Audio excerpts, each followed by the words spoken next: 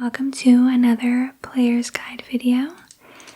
So today I'm going to look through the BioShock player's guide, and this is one of my favorite games, so let's get into it. And this is a very lengthy book, but I think I'm just going to focus on the intro pages that kind of give some background and some helpful starting tips.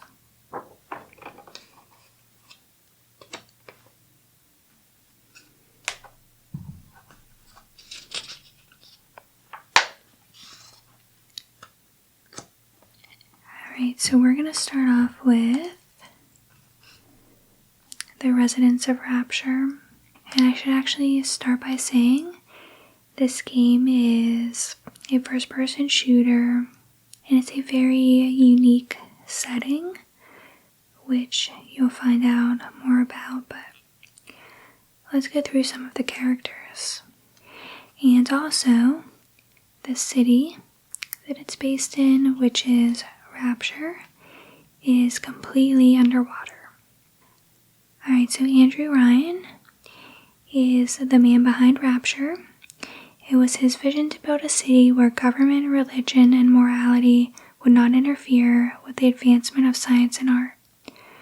Rapture was his dream. He chose the location carefully, and by tremendous will and hard work, he made it a reality. And then Atlas is kind of the narrator that you'll hear throughout the story. Although his disgust with Andrew Ryan is evident, it seems as if his hatred for the man is deserved.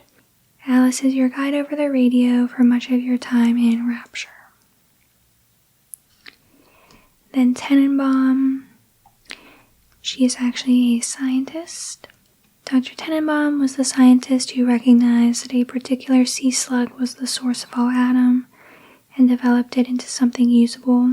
She collaborated with Dr. Suchong to create the Little Sister Project, which gave female children the ability to harvest Adam from angels. So not much of this will make sense right now, but basically just remember she is a scientist who helped create the Little Sisters. Now Splicers are next, and they are the enemy that you will see running around in BioShock. So, as it kind of says here, they used to be normal men and women, but they started using Adam. At first they looked at Adam as purely a means to an end, a way to work harder, to improve their strength, or perhaps even look a little younger, but things didn't pan out the way they expected. So yeah, Adam is obviously very addictive, and it kind of makes normal people into these splicers. So there's different types. The first one is a thuggish splicer, the most common type and the weakest. And then a leadhead splicer, a nitro splicer, a spider splicer,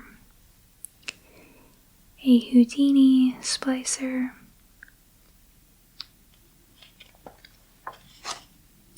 and now very important, we will talk about another type of character, the Adam Gatherers. These are who gather the Adam. Little Sisters lie at the forefront of Andrew Ryan's plans of domination. These seemingly innocent girls were implanted with a special Adam-infused species of sea slug that turned these children into invincible collectors of Adam. They travel the city through ventilation holes and only come out when one of their Big Daddy chaperones is nearby to protect them. For while they are invincible to damage, they mustn't fall into the wrong hands, and splicers would kill to get their hands on the Adam they possess. The only way to get to a little sister is to destroy the Big Daddy assigned to her, and even then, your only options are to either harvest or rescue her. So yeah, you have to choose between those two options. Harvesting a little sister nets you 160 Atom and the guilt of knowing that you destroyed an innocent little girl. Rescuing the little sister leaves the sea slug embedded in her, but frees her from the curse befallen her. Rescuing a little sister only nets you 80 Atom, but for every 3 you rescue, Hennekam sends you a valuable reward for your efforts. The choice is yours. So ultimately, there are different endings, so you're going to have to decide how you want to play the game. And then Big Daddies. So these are Big Daddies, which you also saw on the cover. And like I mentioned, they are kind of like the protectors of little sisters. And there's different types. So you have a bouncer, Rosie, and he attacks with this specific weapon. Alright, so life under water. Gameplay fundamentals. Alright, so it looks like it goes over all the controls. And then weapon use. BioShock at heart is a first-person shooter, which means you'll be using a lot of different weapons and squeezing off thousands of rounds of ammunition by the time you reach the end of the game. So you want to pick up everything you can find. And it looks like they give a few tips here. So reload often, this goes without saying. Pick up all the ammo. Roam smartly. Make upgrades a priority for sure. And then ammo selection, so eventually you can do upgrades and use other things. Now, plasmid use is important. It didn't take long for the scientists at Rapture to uncover a species of sea slug with incredible healing capabilities and turned it into what is known as Atom. Thanks to Atom, it was possible to create a host of genetic modifications in the form of plasmids. Active, and tonics, passive, that improve oneself in a number of desirable and often violent ways. Alright, exploration, so some more tips. Stay healthy, first aid kits are your friend. You can carry up to 9 at once. So obviously, you'll definitely want to loot any enemies you take down. Find the diaries. So throughout the game, you will find audio diaries, and you want to listen to all of them. There are 122 in Rapture, which reveal information critical to your progress. Even more so, they just give a lot of backstory that will be helpful during the game. So snack up. Make sure you have snacks, beverages, everything for health. Now hacking. So hacking plays a big role in BioShock since it allows you to effectively deal with the machinery in Rapture. So basically you can hack safes, security cameras, security bots, turrets, most vending machines, and even some combination locks. And so you definitely want to know how to do this. It will be helpful for your gameplay. And research is also important. So the research camera. So one of the weapons you'll come across is the research camera. Although it doesn't deal direct damage to enemies, it is one of the most devastating tools in your possession. Use the research camera to take photos of enemies to earn research bonuses. Each time you reach a new bonus level, you'll gain an advantage over that enemy. So sometimes you'll get boosts, tactical advantages, or even hidden tonics. So definitely do that. And then you'll come across a lot of vending machines as you play the game. The Circus of Values is one of the common ones, and you'll find a lot of different things. So first aid kits, of course, are very helpful. Ammunition. But keep in mind, you can find a lot of stuff too. So make sure, again, you're constantly picking up items as you play the game. And that's what it kind of says here. Don't spend a penny on ammunition until you make sure you have at least 7 or 8 first aid kits and EVIPOs. There is plenty of ammunition to be found in the environment, and it's highly unlikely that you'll ever run out completely. On the other hand, you'll need health to stay alive. So yeah, that's a really good tip.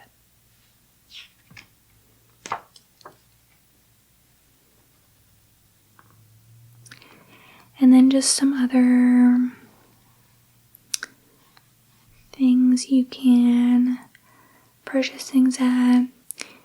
Gather's Garden, You Invent, Power to the People, Gene Banks, Vita Chambers. These will just bring you back to life if you completely lose your health. Security bot, shutdown panels, and then health stations.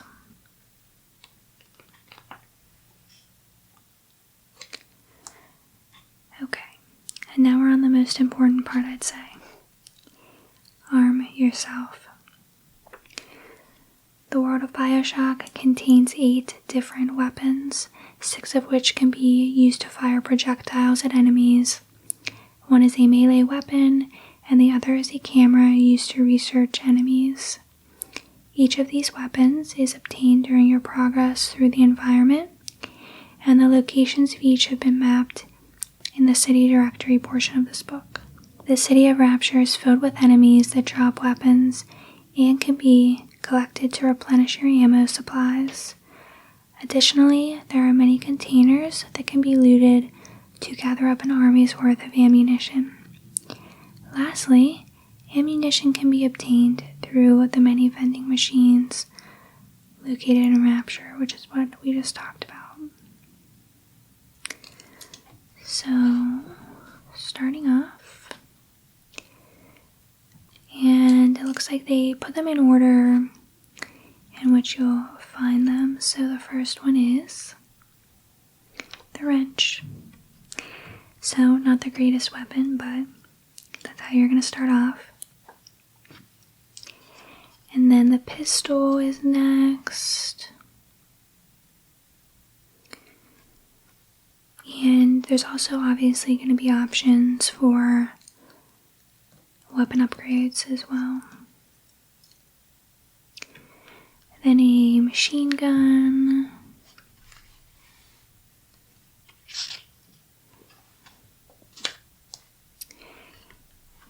A shotgun.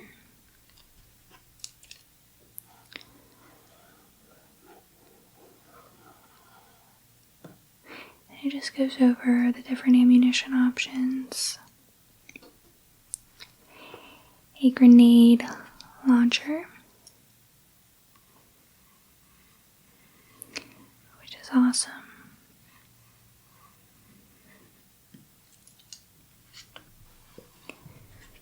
And what else? The research camera, which we talked about.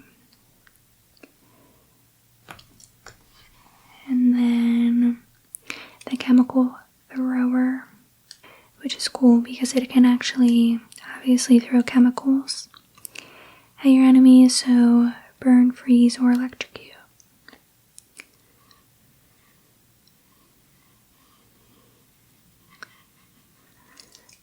So lots of different weapons, and then a crossbow, which can also be used. So you want to be kind of familiar with all the different weapons, the ammunition, and the carry capacity and the load capacity as well. Alright, and now this looks like it goes into some information about the plasmids and tonics. So, very important. And then Gatherer's Garden. So yeah, these are vending machines where you can go once you get your hands on them. These machines carry all sorts of plasmids, tonics, health, and EVE upgrades, and even extra plasmid and tonic slots scattered all throughout Rapture. And yeah, they always have a plastic statue of a little sister next to them. So it looks like the following table contains all of the items you can purchase at a Gatherer's Garden machine. So this is your inventory list.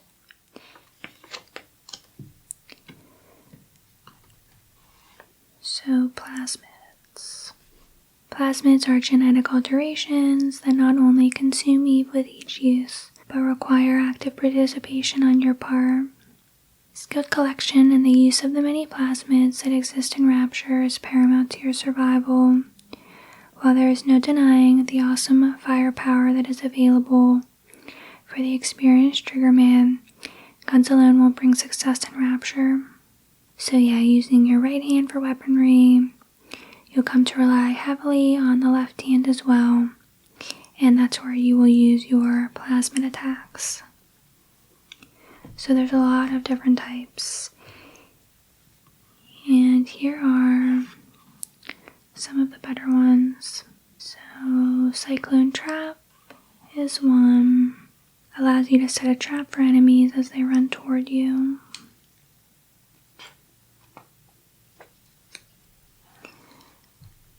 Electro Bolt gives you the ability to launch a blast of electricity from your hand that can be used to incapacitate enemies. Enrage. An excellent plasmid to use in any situation involving more than one other enemy, but it really shines when you are in a battle against a big daddy. Hypnotize Big Daddy. So this one is really good because it will make a big daddy focus their efforts on something else besides you. So if there's a Splicer around or something else, it will go after that and ignore you. Incinerate. So you can use this a lot. You can throw fireballs at your enemy. Insect Swarm. And this just releases a bunch of bees on your enemies.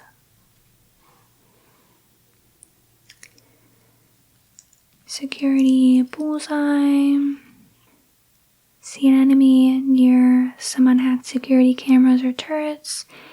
If so, hit them with Security Bullseye to make the security system turn on the ones it's supposed to protect. So that's really helpful. Target dummies. The target dummy will lure the enemy's attacks away from you. Telekinesis is another one. Not only gives you the ability to bring distant objects within reach through mental power, but you can also pick up objects, carry them in front of you, and hurl them elsewhere. And then Winter Blast. powerful plasmid that not only can be used to stop an enemy in its tracks, but also gives you the opportunity to score what amounts to an instant kill. Hit an enemy with Winter Blast to freeze it solid for a brief period of time. So that is definitely helpful as well. And then there are also 53 gene tonics. So unlike plasmids, tonics work passively. Their effects are always at work and impact whatever you do. Gene tonics come in 3 categories: physical, engineering, and tonic. So there are a lot of them. And I agree that these are some of the better ones. Evelink, Extra Nutrition, Medical Expert, Natural Camouflage, and Scrounger. But yeah, there are definitely a lot.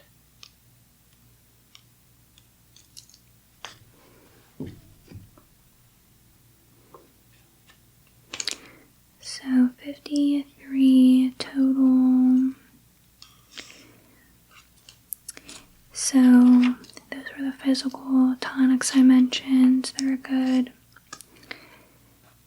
Some other good ones for engineering: Clever Inventor, Hacking Expert, Safecracker, Security Expert, Speedy Hacker. Again, so many.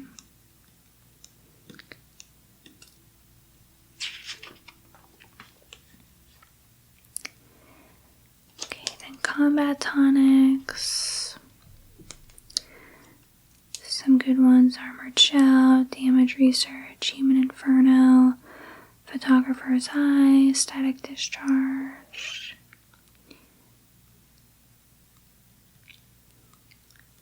So I encourage you to look them all up and see what you might be interested in using. And then this is just about the You Invent machines, where you can kind of do some crafting of different inventions. So you just need some different ingredients to make these items, which can be helpful based on what you're trying to do in the game.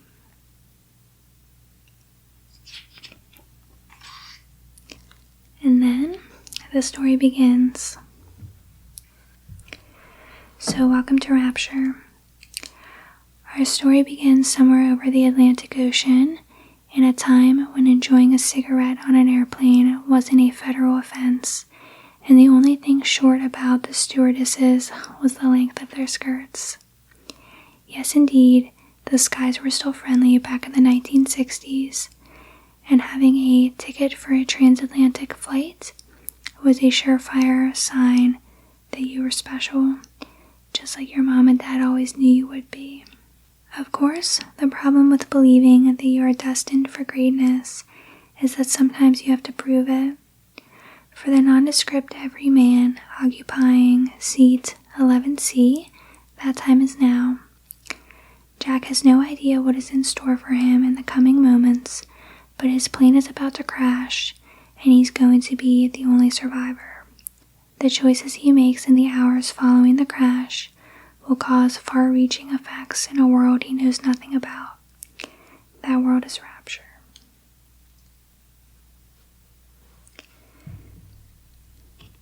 And that is the start of the game. So hopefully that little overview gave you some good starting information. So if you enjoy physical books versus looking stuff up on the internet, if you need help, I'd suggest picking this up. And I should also mention, if you do end up enjoying this game, if you play it, there's also a BioShock 2, which I really love, and a BioShock 3. So let me know in the comments if you ever played this game and enjoyed it, or if you plan on playing in the future. Thanks so much for listening, and if you would kindly subscribe to the channel if you enjoyed this, I would really appreciate it. See you in the next video. Welcome to another Nintendo Power read-through. So this edition features Charizard and Venusaur on the front. I can't remember what year this came out. I don't think it's on the cover, but we'll double check inside. I think it was the early 2000s. So let's open it up.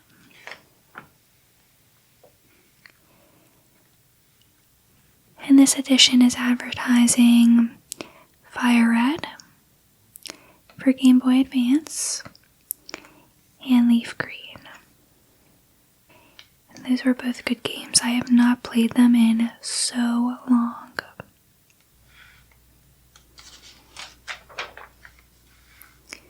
Second Sight advertisement. I've actually never played this game.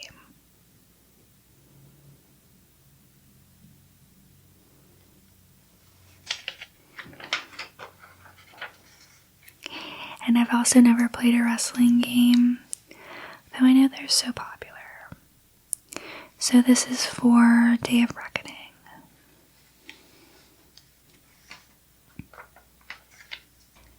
Okay, so October 2004.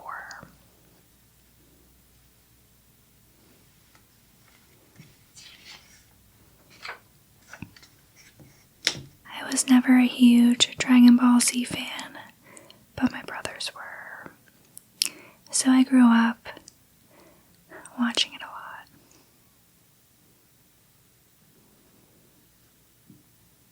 I guess this was a Game Boy Advance game.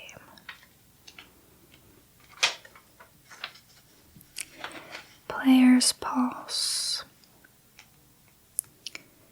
So I think this was where you could submit questions. So that's kind of cool. And it looks like you could also send in drawings as well. It's actually pretty good. Duel Masters. Rampage of the Super Warriors. I guess these were cards. I'm not familiar with that at all.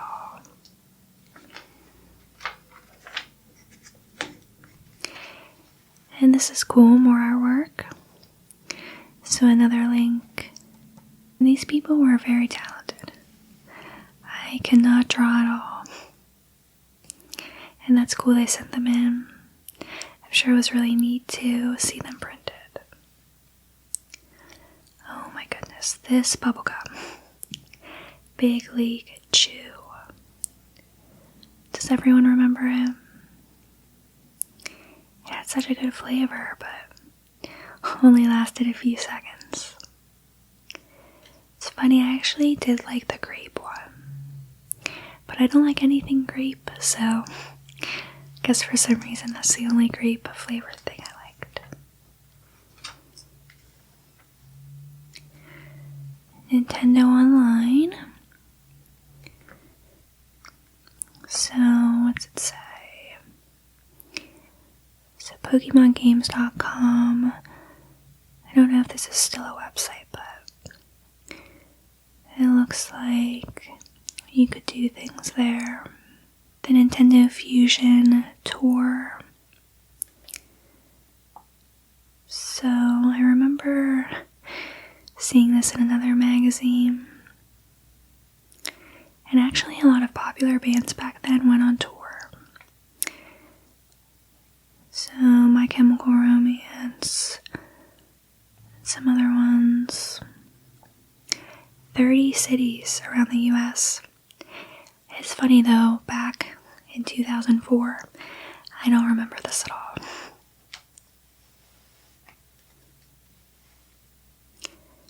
Sky Captain and the World of Tomorrow. I don't think I saw that movie.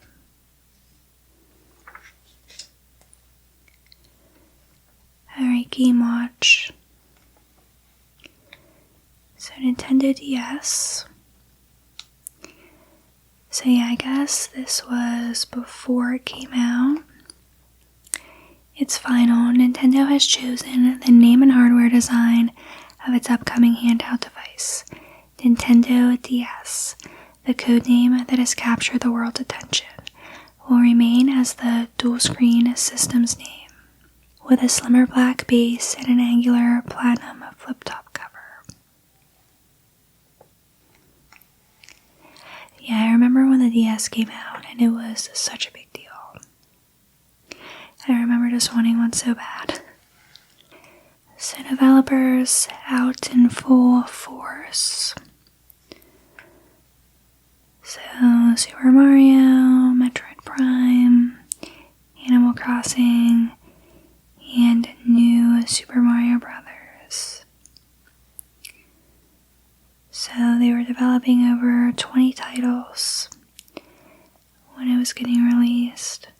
I remember playing Nintendogs a lot.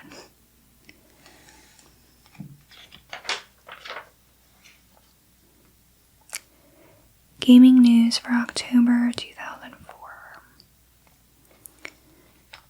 Surprise spin on tennis. Mario Tennis. Mario Pinball Land. What was this for? Game Boy Advance, I think. I was never good at any pinball games. Kirby and the Amazing Mirror, and then Day of Reckoning. So what is this? Because this is about Paper Mario. He looks like he was a producer for some of the games, and his latest project was The 1,000-Year Door, which is one of my favorite games of all time. And it will actually be coming to a Switch this year, so make sure you're on the lookout for it. Game Watch forecast. Tons of games came out this year. I'm trying to see. Yeah, so I guess Paper Mario. I don't know if it came out this year, but it must have. To double check. And lots of Game Boy Advance games. Alright, so top selling games for GameCube. Zelda Four Swords Adventures. Harry Potter and the Prisoner of Azkaban. If you've never seen any of the Harry Potter games on GameCube, definitely check it out. The graphics are so bad. Shrek, Spider-Man. Wow, I'm surprised. Super Smash Bros. Melee is number 7. And Pokemon Coliseum is number 10. That's also crazy. This game is worth a lot of money today. Double Dash, Luigi's Mansion, Mario Sunshine, Animal Crossing. A lot of good ones. And then the Player's Choice column. Pikmin, Second Sight, Tales of Symphonia, Madden, Harvest Moon, Most Wanted, future releases, Resident Evil 4, 1,000-Year Door, Baton-Kados. I don't really know how to say that, although I know some of you have told me to play it. Metroid Prime 2, and then Beautiful Joe 2. Then we have a Dungeons and Dragons ad. Game Boy, Top Games, Super Mario, Mario vs. Donkey Kong, Zelda. Ooh, Pokemon Ruby. I loved Pokemon Ruby.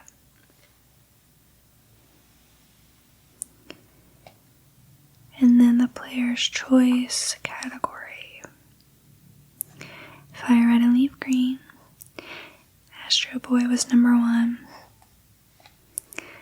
Forgot how many good games came out in the early 2000s. Digimon Racing. Digimon Rumble Arena 2. I think this is another game that's worth a pretty good amount today.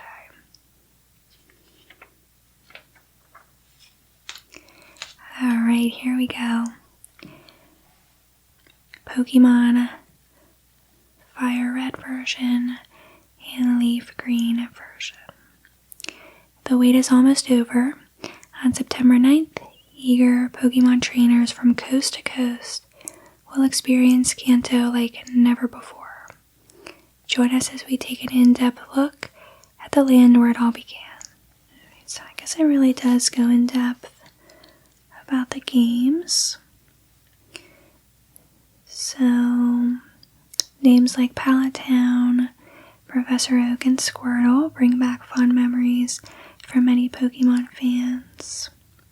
These latest additions to the Pokemon series are based on Pokemon Red and Blue, the games that sparked the Pokemon craze in 1998, and that is exactly when I started becoming obsessed with video games.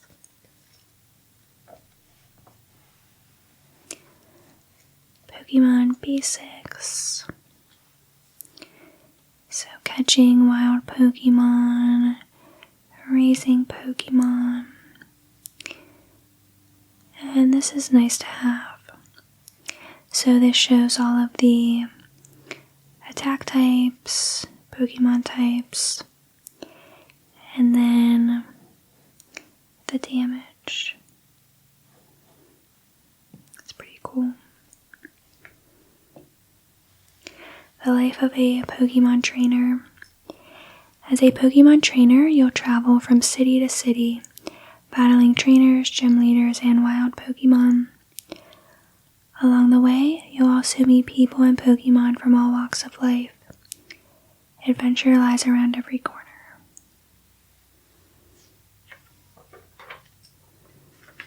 Oh wow. Tons of information. So this is cool. This is talking about trading a Pokemon with friends with a wireless adapter, which I think they advertised right here.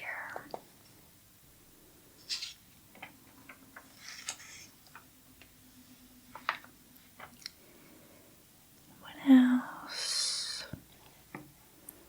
So it's all about the wireless community. Fresh gear. Pokemon Fire Red and Leaf Green have the latest in cutting-edge gear. New Pokédex options. So it looks like it just gave a fresher view and information for all Pokemon. Your quest begins. There is Professor Oak. And he offers you one of 3 Pokemon when you start the game, which was similar to Red and Blue. So you would pick between Bulbasaur, Charmander, or Squirtle. I always chose Charmander because he evolves into Charizard, one of my favorite Pokemon.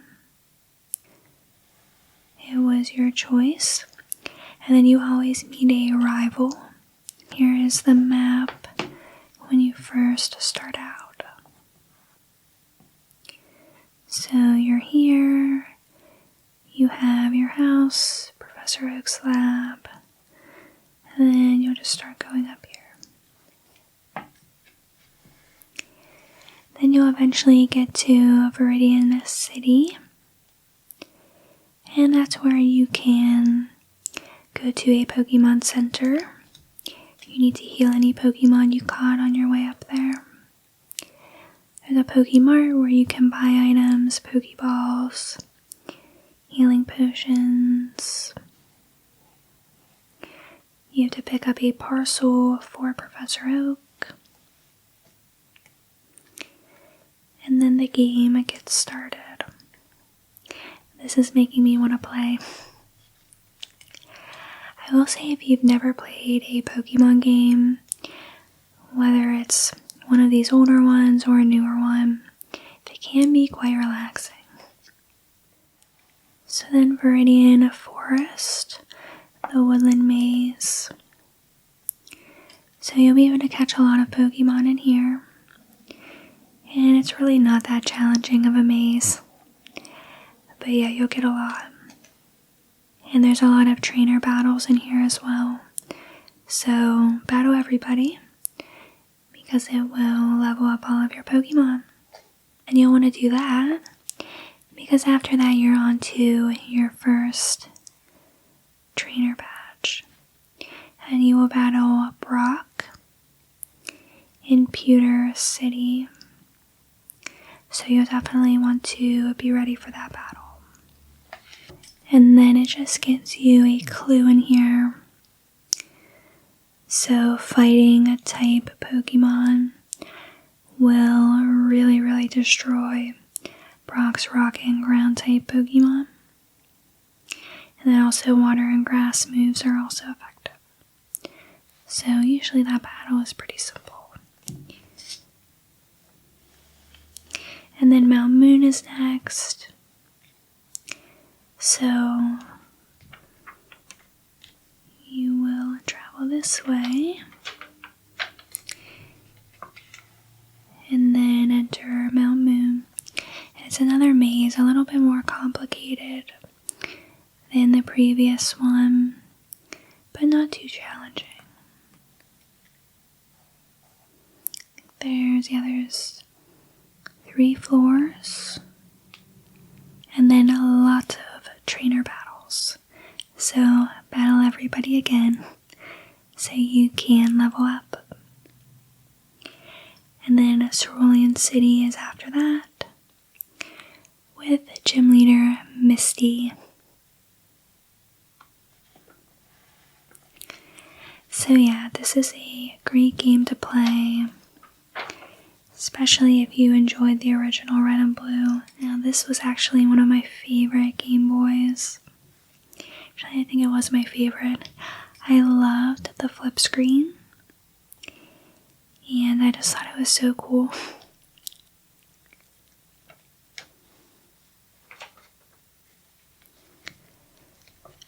Alright, Second Sight. I don't know anything about this. So, bizarre series of events that occurred in the frozen Russian tundra. Oh, that's right, he has powers. I have heard about this game. I should check it out. Let me know if you ever played it. Metroid Prime Echoes. So this was the second Metroid Prime, I think.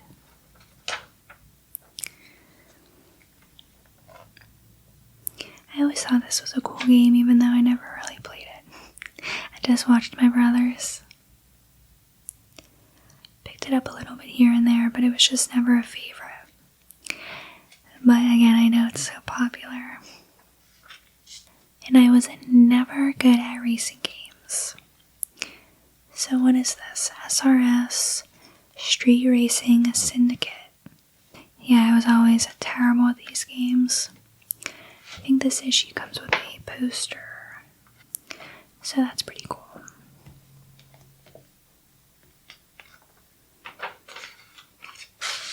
So Pikmin 2.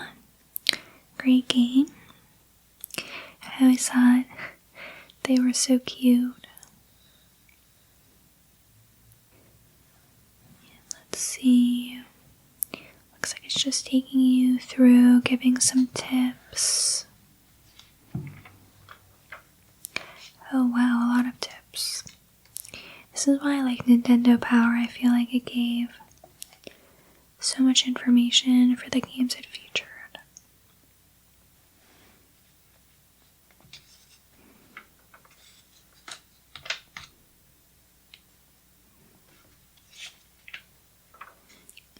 Oh my goodness. So many pages.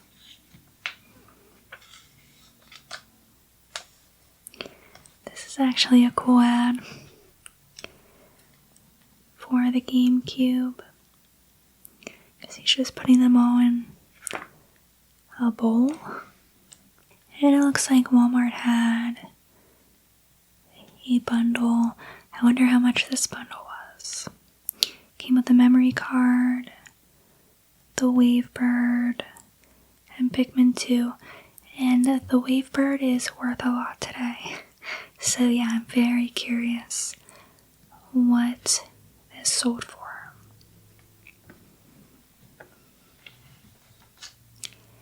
Phantasy Star Online.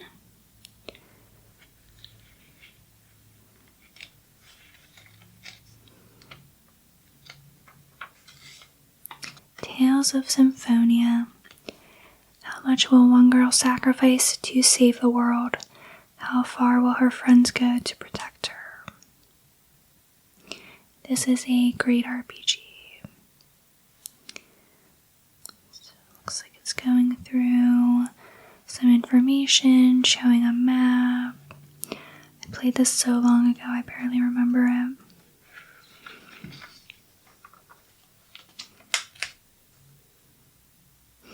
Actually, I've been wanting to play it, so maybe I will.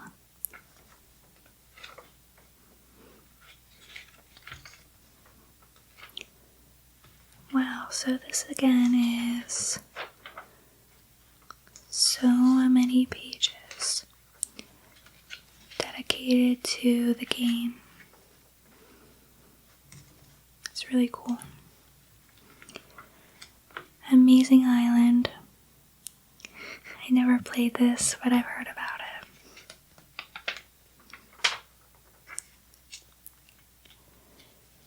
So this looks like another bundle. The GameCube plus Metroid Prime.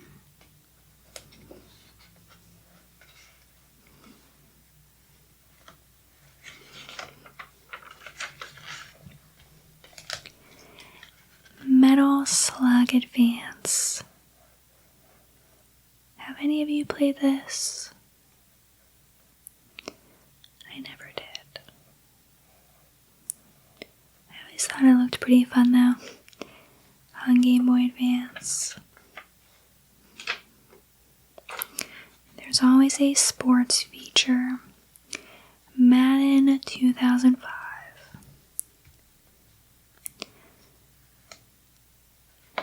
I grew up in a house where this was played a lot.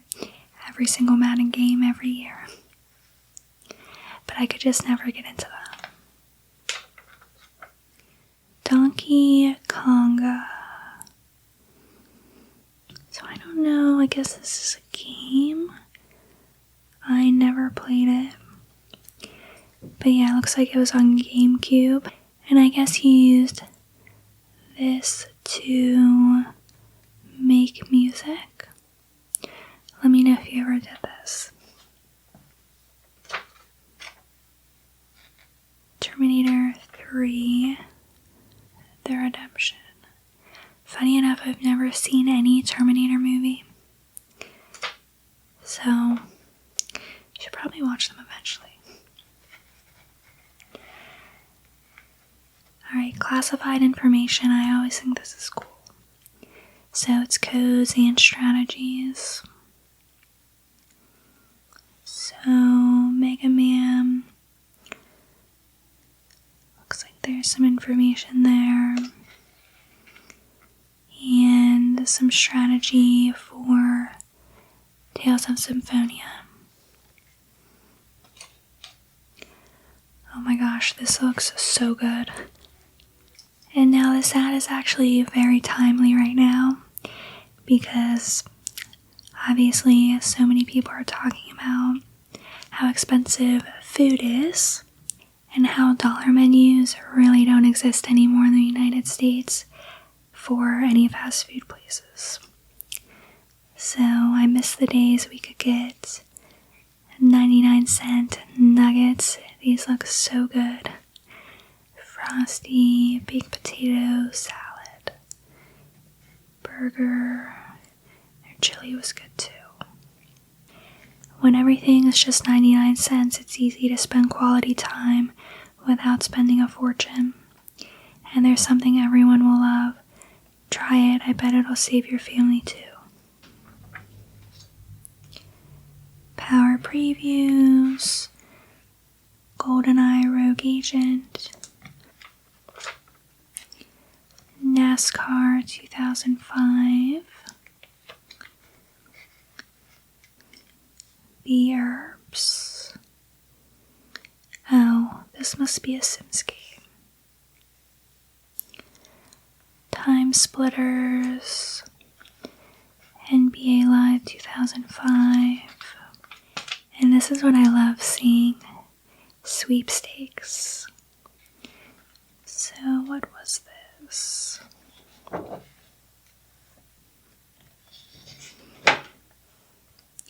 all you have to do is send this in.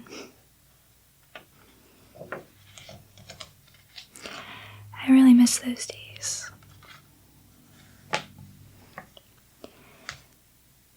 Oh, cool. So this is some info about the Pokemon trading card game.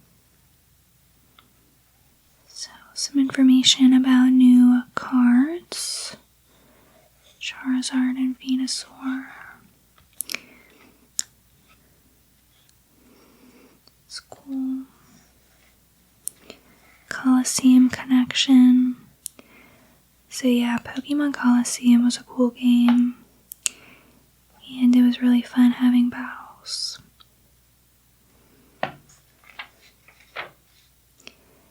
F-Zero GP Legend.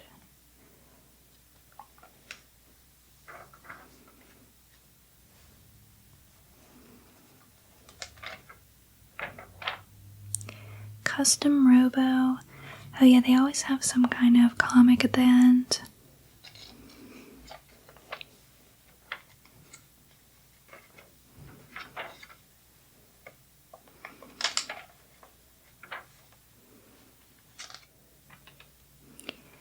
Now playing.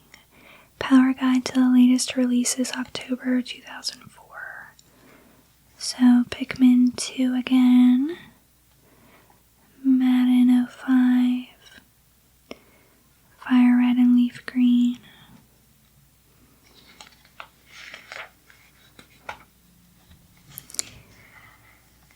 Fantasy Star Online. Amazing Island. Catwoman. Astro Boy Omega Factor. Around the World in 80 Days. Digimon Racing. Madden 05. Shaman King Master of Spirits. Thunder Alley.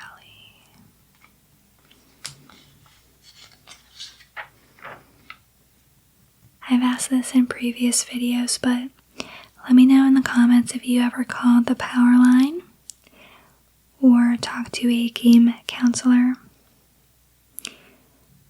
I always wonder how much help you got playing a game. I never did it, although I wish I could go back in time and see what it was like. Alright, so the next issue featured the 1,000-Year Door, and I think that is the issue I have. Yeah, I think I may have done a video with that one already. Another cool ad for Pokemon. I think this is just for the cards that came out. Gosh, I wonder how much an open pack of those would be today. I might have to look that up when I'm done.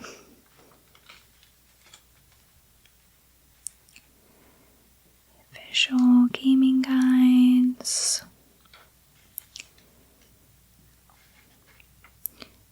Ribbit King. And that's everything. This was a really good issue, and I hope you enjoyed looking through it. Also, let me know if you want me to look through more of these, and what time period as well. So I have some that date back to the late 80s, early 90s, some mid 90s, or let me know if you're more interested in the early 2000s and beyond. So thanks so much for watching, and I'll see you in the next video. In today's video, we'll be looking at this holiday edition of Game Informer magazine. And this issue was November-December 1992.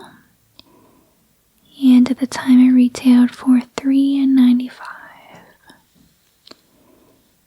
And on the cover, you can see we have Chester Cheetah. So it looks like he's going to be in his first video game. So let's open it up. So starting off, we have an ad for Super Bowling for Super Nintendo. Actually never played this game. I know there is a bowling game for Nintendo 64 that is worth a lot of money. So if you have it, take good care of it. Take it to the streets, Crash and the Boys Street Challenge. So this must be an NES game.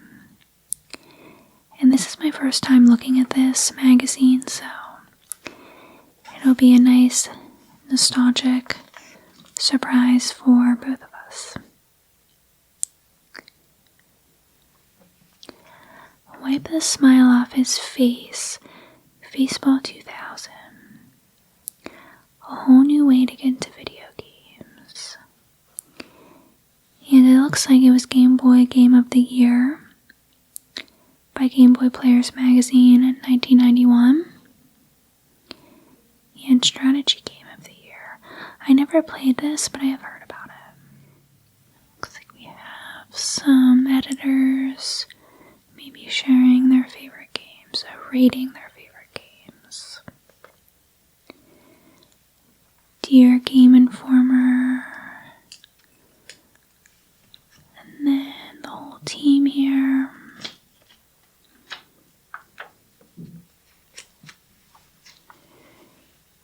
Gen Con, Game Fair 92, the stuff of a role player's dreams. This must have been a convention. Catch the Taito Wave. So that must be a game developer. Let's see, Power Blade 2, Little Samson. Hit the Ice for Game Boy, the Jetsons, and the Flintstones.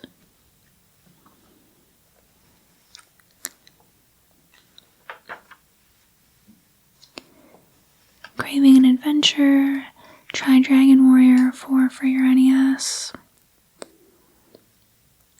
Looks like it had pretty good reviews.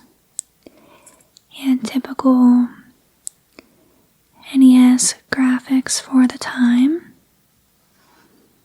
Kind of looks like Zelda a little bit here.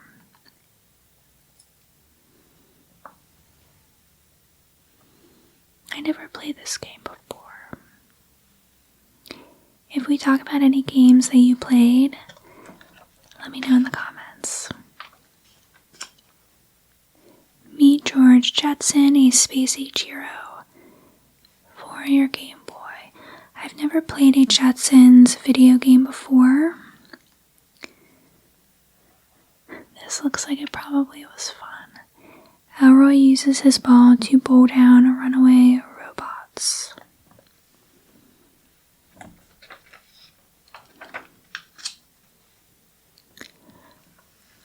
Bart's nightmare is a dream come true for Simpsons fans. He's back, and this time he's on your Super Nintendo. Bart's determined to finish his studying, and like many of us faced with the boredom of homework, he dozed off right in the middle of it. But this was not going to be one of those restful sleeps. Bart begins to dream that a gust of wind has swept his papers out the window. Oh man, he'll have to go after them, or he's sure to fail, condemned to the 4th grade forever. That does not sound good.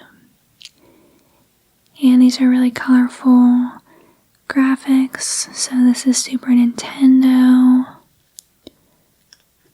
Thought this was Reptar for a moment. Bartzilla is on a rampage. Chester Cheetah here. And this Happening Cat is too cool to fool. So this was the game they were advertising on the cover. And this looks like it was a Super Nintendo game. And again, very colorful. I wonder how this game did. And I wonder how popular Chester Cheetah was as a character.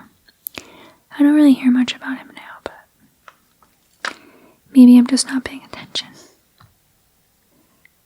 Looks like they're saying a Genesis version was in the works too. So I wonder if that ever happened. So some more games being advertised. Super Adventure Island. Super Adventure Island 3. Then one for Game Boy 2. Felix the Cat, Bomberman 2. I think I have a Bomberman game. Maybe it's for Switch. And then Bonk's Adventure for Game Boy.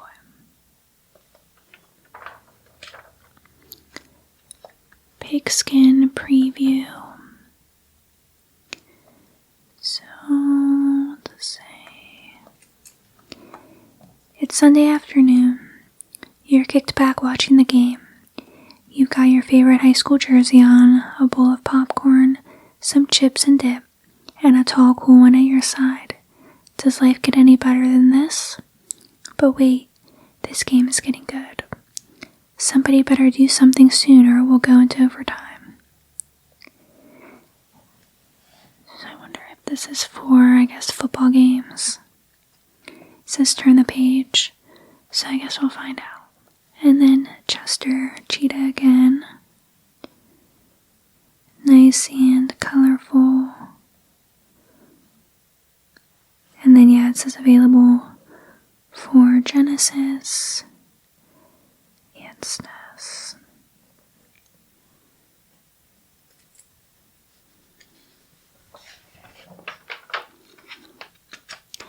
Okay, so it's for Madden. Madden 93. Amazing graphics, of course.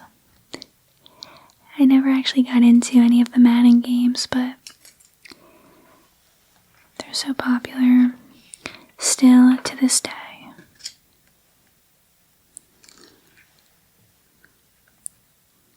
Super high impact. There's another football game. So again, some more sports titles.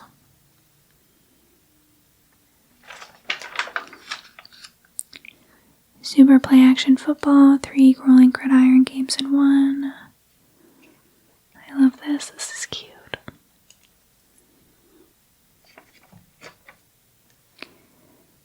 And then Football Forecast. So even more games are on the horizon. Free T-Rex t-shirt. What were these games? Let's see. Dino City, Gun Force, Super R-Type, and then Skins game. Avengers Assemble. Captain America and the Avengers. This must have been a popular game. Iron Man, real name Tony Stark. Captain America, real name Steve Rogers. Looks like it got pretty good reviews. I never played this before.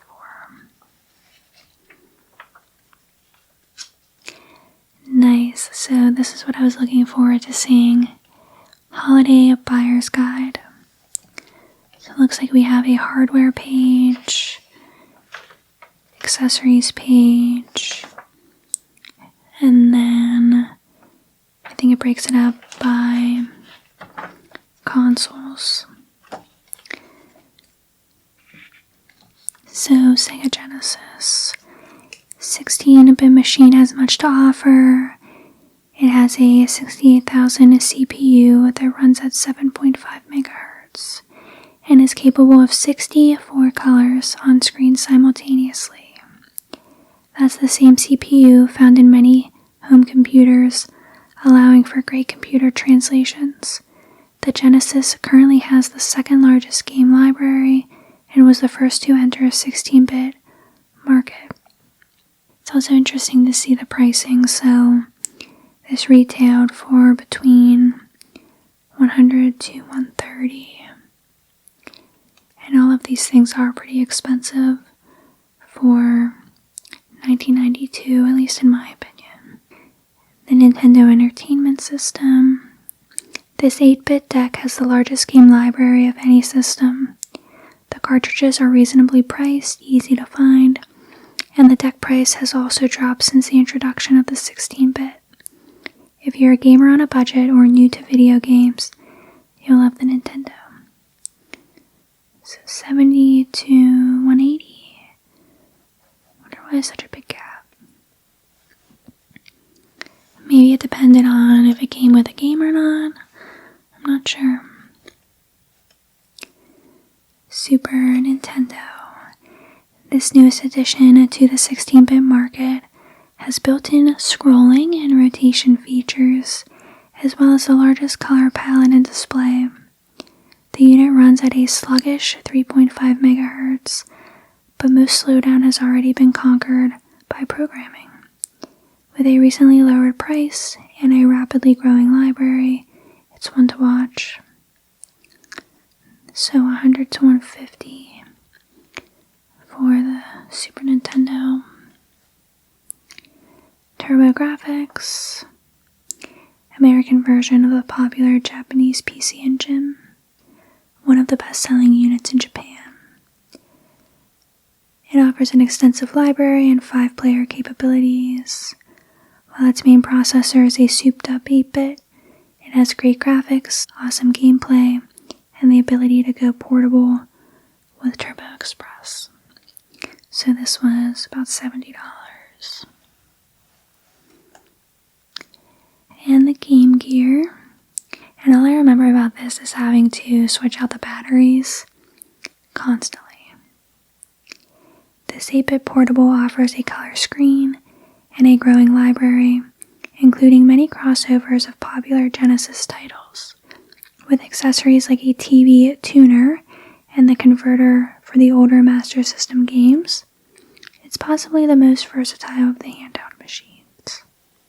And that was 100 to 130 suggested retail.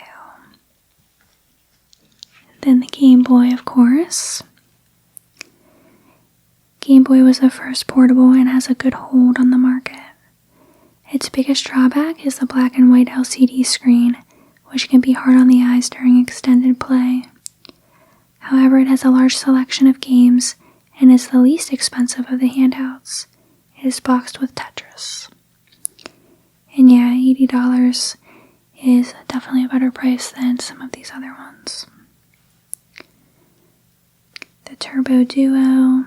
So yeah, this was kind of a combination of TurboGrafx and the Turbo CD-ROM in one. And it was expensive, so $2.99.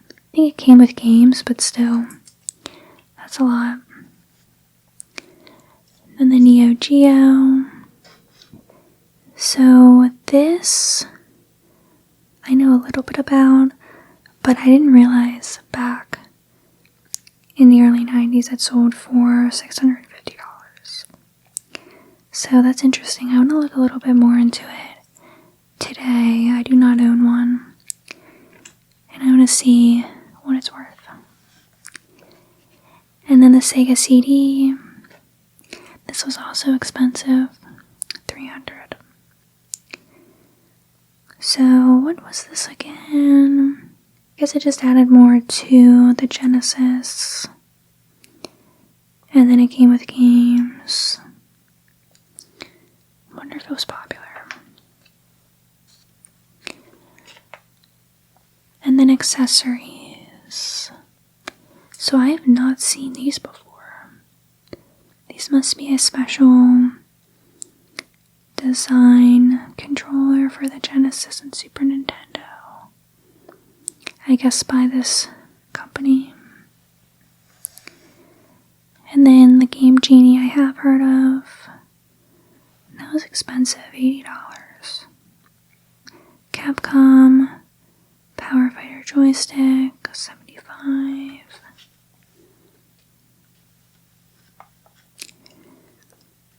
Sega's Menacer, $60. Power Clutch, $40. The Super Scope, I do remember using that. And that was $60. Using infrared technology to add a dimension to your gameplay. Super Advantage, just another type of controller with joystick. And then this I definitely remember, and I still have today. So the mouse and pad for Mario Paint. This powerful peripheral adds a whole new dimension to your Super Nintendo. It comes packaged with Mario Paint, a graphic art style program. The mouse enables players to create drawings, animate their own cartoons, and compose their own music. But this is just the beginning. Several Super NES games, such as role-play style games, are under development and will be enhanced by the use with the mouse. That was $60.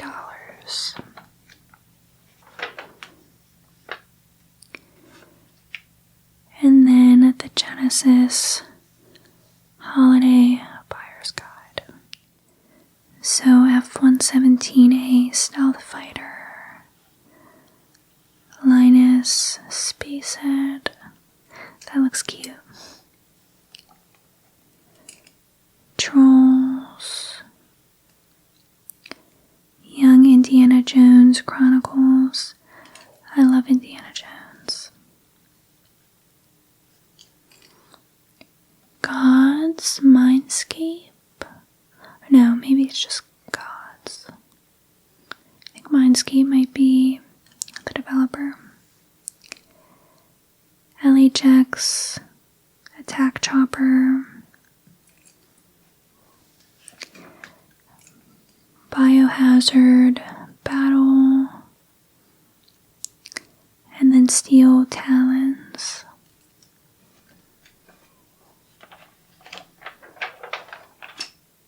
Super Nintendo Buyer's Guide, Aero Biz, Axley, Blazon, Cal Ripken Jr. Baseball,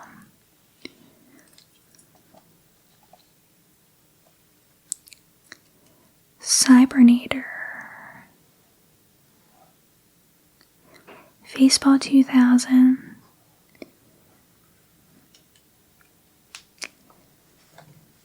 here's one I recognize, Super Star Wars. Love this one.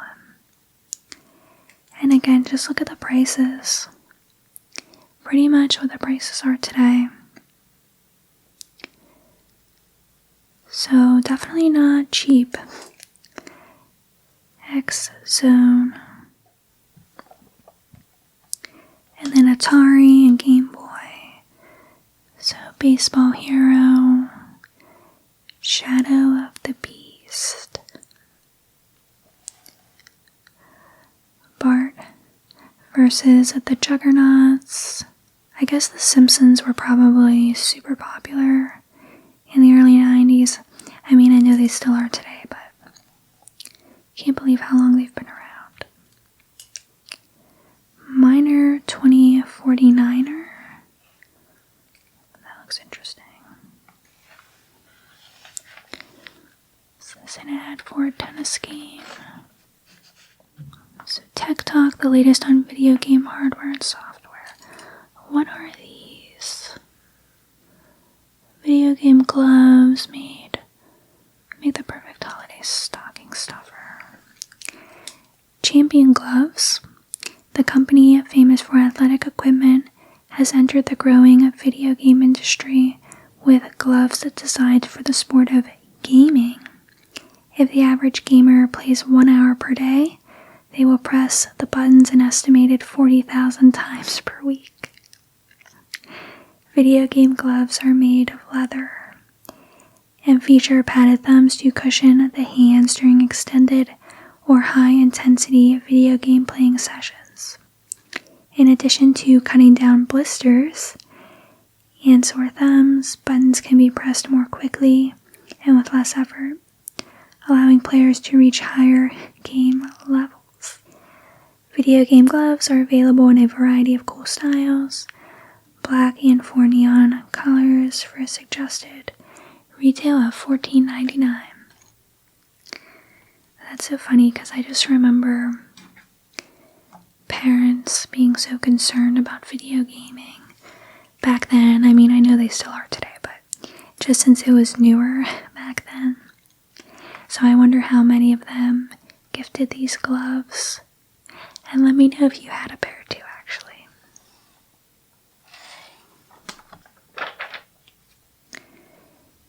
Androdunis. I guess that was a game for NES. Oh no, Neo Geo. Fun Club. Guess this is more stuff that readers submitted. Oh, actually, is it? Maybe it's cheats. So yeah, Tecmo Bowl, NES. Here are some fun codes. So that's pretty cool. Let's see what it says for Super Mario World. This isn't a tip as much as it is a little nostalgia. When in the special stages, before you choose a stage, wait for a few minutes. Hear that? Sound familiar? Of course it does. It's the original Mario Brothers music. Sounds a lot better in stereo. That's cool.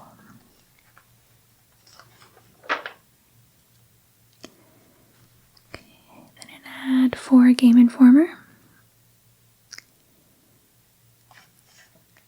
Look for our subscription card in this issue or call us to subscribe today. Soul Blazer, an RPG for Super Nintendo. Did not ever play that. And more Simpsons, more fun than rolling Homer in the snow. So yeah, lots of games to choose from for sure. SNES, Game Gear, Game Boy, NES. Oh, what's this? Sonic the Hedgehog 2. This sizzling Sega sequel heats up with the holiday season. He's blue, he's brave, he's totally ballistic, and he's back. If you haven't heard by now, you'll need to get out more. Sonic the Hedgehog is headed this way again in Sonic the Hedgehog 2, the sequel to last year's mega hit. I definitely have this game. I'm a big Sonic fan. Just remember playing growing up, so it's a lot of nostalgia for me.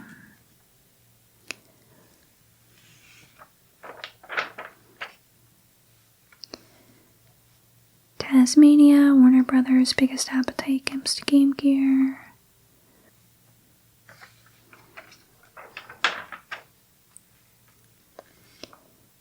Sega CD, the waiting is over. So I guess this is just more information. The CD-ROM format allows for an increase of data capacity, which means better graphics and sound that will blow you away. Alright, so it looks like this is the end. Todd's Adventure in Slime World is on the back. And then it actually also came with this holiday catalog 1992.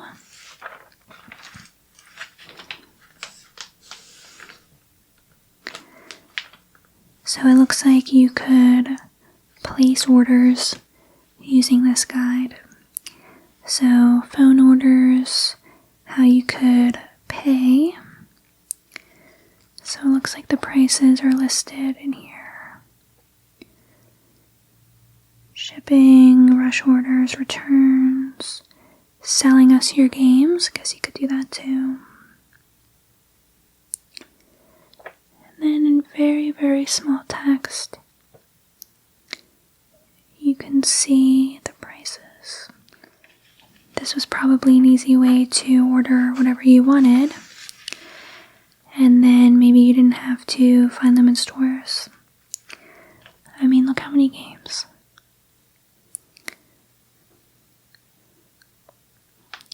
So I wonder how many people use this. And also when it stopped being a thing.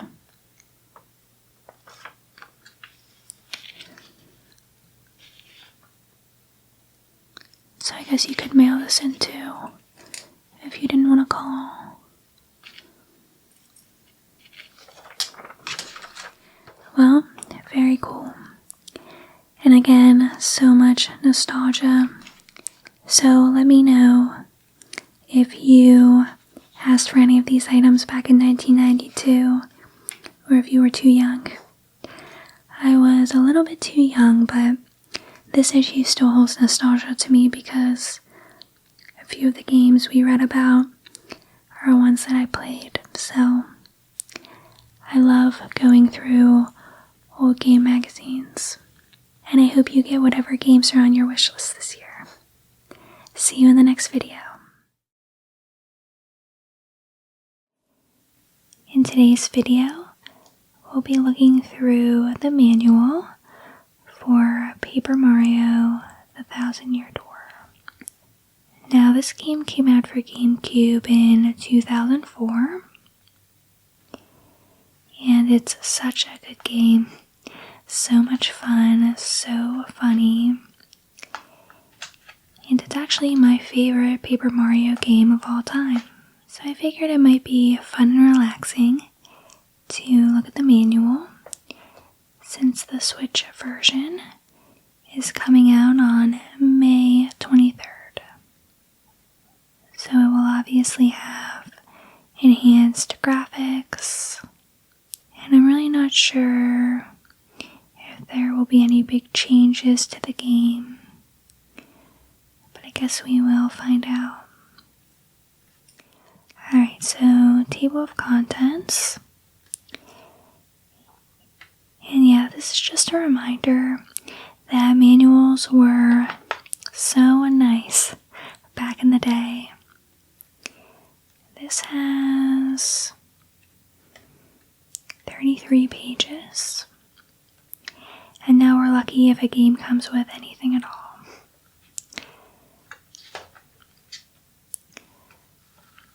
Alright, so a letter from Peach. Hello there, Mario. I am now on holiday, traveling in the Mushroom Kingdom. In my travels, I came into possession of a mystical map, a treasure map, actually. It was inside a box I got from an old merchant in a town called Rogueport. But since it would be too difficult for me to try to go find the treasure all by myself, I thought you could help me hunt for it. You will, of course, won't you? I've included the map with this letter, so please bring it with you when you come. I'll meet you at Rogueport. That means you must come.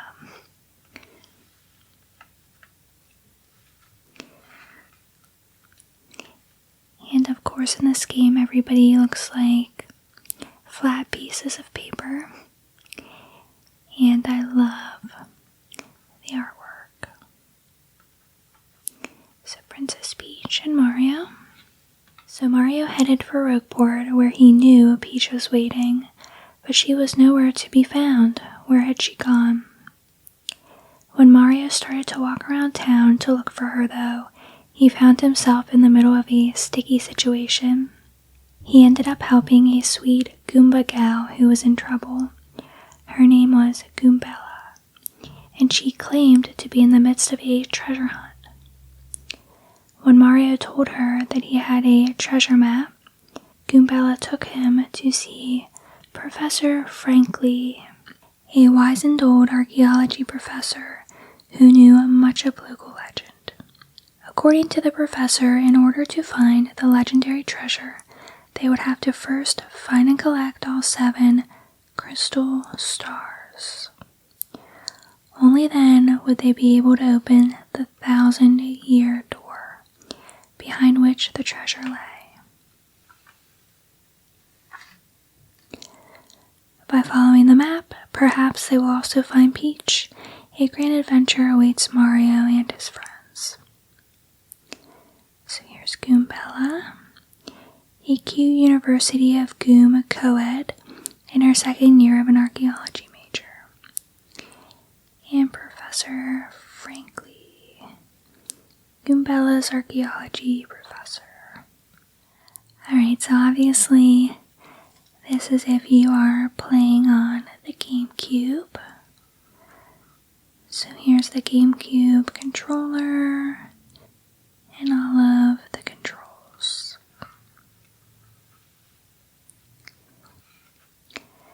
Then it shows us Mario's abilities and what buttons to press. And then partner abilities, jump is the A button, and then hammer. So starting a game, place the game disc into the Nintendo GameCube and insert a memory card into slot A. Close the disc cover and turn the power on. So then it shows you how to make a save file and input your name, erasing data, copying data, and saving. So in this version there was a save block, and now for the Switch version I'm not sure what it will be. It might be autosave, probably will be, but we'll see.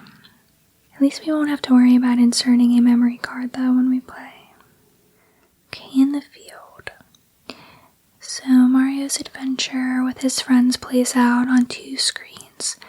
The field screen where he talks to people and solves puzzles, and the battle screen where he fights enemies that try to block his path. So here's the field screen and the battle screen. And in the field screen you'll see all of the different icons, your heart points, coins, flower points, star power. If you see a yellow block, you'll want to break it with your hammer. A question mark block, that always contains items or coins, so you'll definitely want to break that. A switch, you can always jump on it to activate it. and then recover blocks. And that's if you pay the number of coins on the block, you'll recover all of your HP and FP. So field screen controls. So just showing you what buttons to push. Turning the stats on or off. And then jumping. And you can always speak to anybody who has the little bubbles above their head. So make sure you do that. And then if you see an exclamation point, make sure you check out whatever area it's in.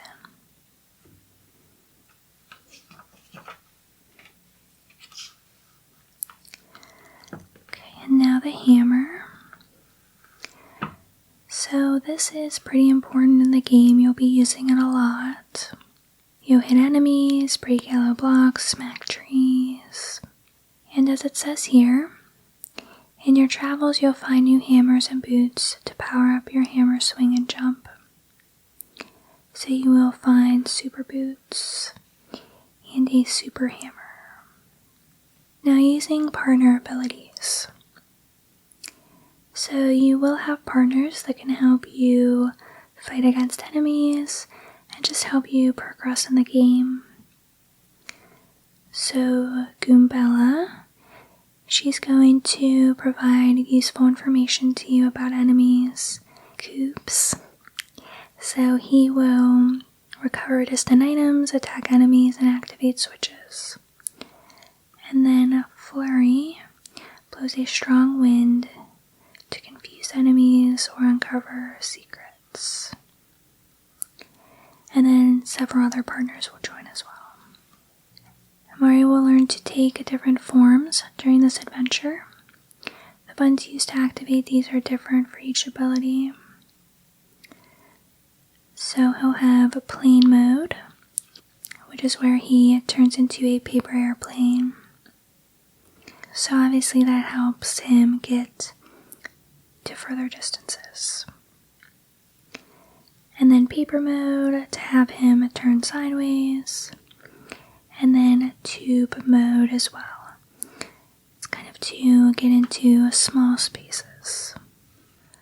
When you bump into an enemy on the field screen, you will automatically switch to the battle screen, and then the battle begins. Striking first. If you use your jump hammer or coop shell to strike an enemy first on the field screen, then you'll get one extra turn when the battle starts. On the other hand, if an enemy strikes you first on the field screen, they'll get one extra turn when the battle starts. So keep that in mind. So Mario, his partner, whoever that might be, and then the enemy will strike once in order. I actually love the battle system in this game. I think it's just very well done, and it just works really well. And then when you win a battle, you'll receive star points. And of course, when your HP reaches 0, you will unfortunately have the game end, but then you'll resume back from your last save point. It's just showing the battle screen and all of the icons. And this is actually a really good tip. So pay attention to enemy placement. Depending on where an enemy is, some of Mario and his partner's attacks may not reach. For example, Mario's jump can't reach enemies on the ceiling. Also, Mario's hammer can only be used to attack enemies in the lead on the ground. So Mario's commands, jump, of course, which allows you to stomp on an enemy. But as it says, do not jump on any enemies with spikes, as you will take some damage.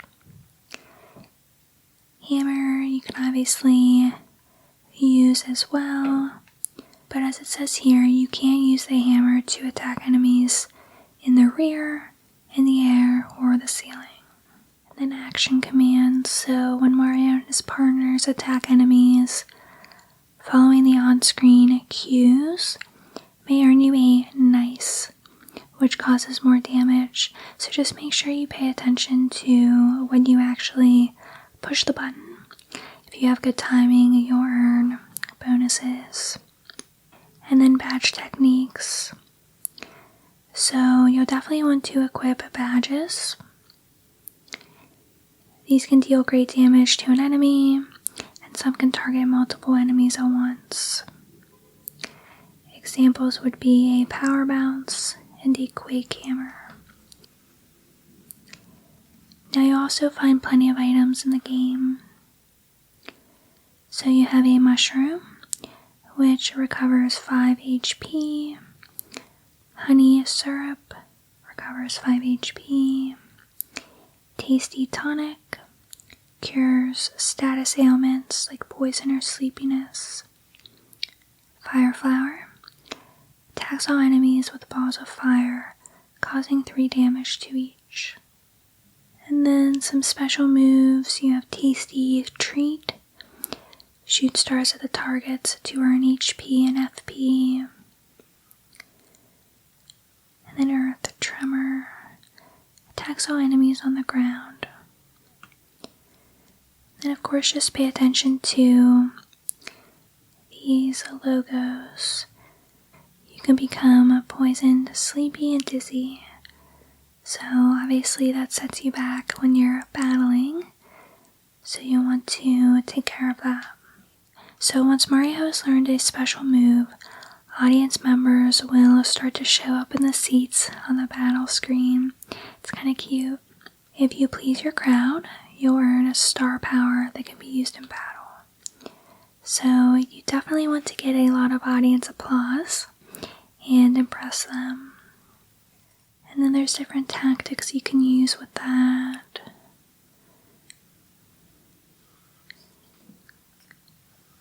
And then of course your partners do have moves as well, so they will be helping you when you attack enemies.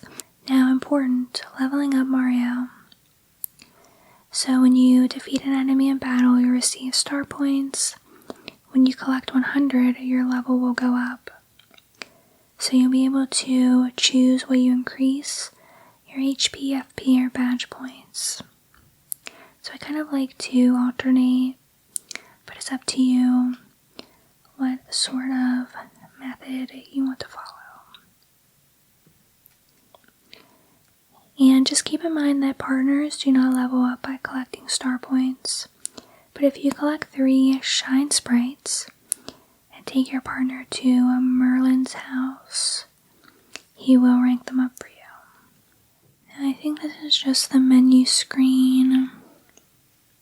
So yeah, when you go to the menu, you'll see your level, your star rank, your equipment and abilities, your star power, and your special moves. So again, these are the little icons. You can change partners or confirm their stats, abilities, and techniques here. So you can just see everything about them, their moves, their rank, and then gear. So you can check on your items. You can carry up to 10 at one time. And then like I said before, you can equip badges, which you'll definitely want to do. So this will allow you to use new moves in the field and in battle. Each badge will consume a designated number of badge points when equipped. You can only equip badges that require BP less than or equal to your current total.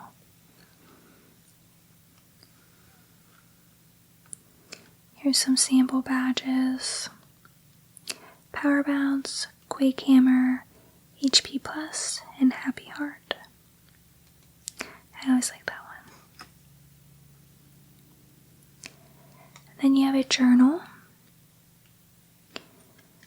So it's just some random information that you learn throughout your quest. Map, crystal stars, catalog,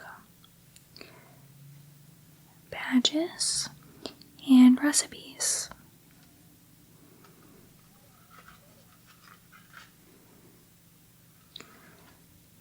And then town buildings, so there are some inns, and you can pay some coins to rest at these inns, which obviously has your HP, FP, and star power stored to max levels. So you'll definitely use that. And then there are shops. You can buy items and badges with coins at the shops. And you can also store items. So like I said, your bag doesn't store that many things, but you can store things at the shops. And now some hints. How's that quest going? I've got a few tips you might want to consider to make things go a little more smoothly. Check your email. You will receive email from people you meet on your quest. Your mailbox SP is located in the important things section of your gear menu. Find the star pieces. You must have seen a few star pieces lying around, right? Well, there's a certain fellow who loves to collect those, and if you give him a few, you might get something useful. Star pieces are scattered all over the world. After you've been on your adventure for a while, you'll be able to get Zesty to cook for you. When she cooks up an item, it can change into a totally different item with a different effect. You have to complete a certain event to get her to cook for you. Try helping people out through the Trouble Center. People who need help often post a request at the Trouble Center. If you help them out, they'll reward you with coins and more. But if you cancel a help request, you'll be charged a few coins. Look for hidden item blocks. Jumping in certain areas may reveal a hidden item block. You may get rare items from these, or simply create an important stepping stone to another area. And then some pages for notes. I will be so sad when physical games go away someday. Just such a cute manual and intro to an amazing game. I really can't recommend it enough, and I so look forward to playing on the Switch. So I hope you enjoyed this. I hope it was nostalgic for you, and thanks so much for watching. I'll see you in the next video.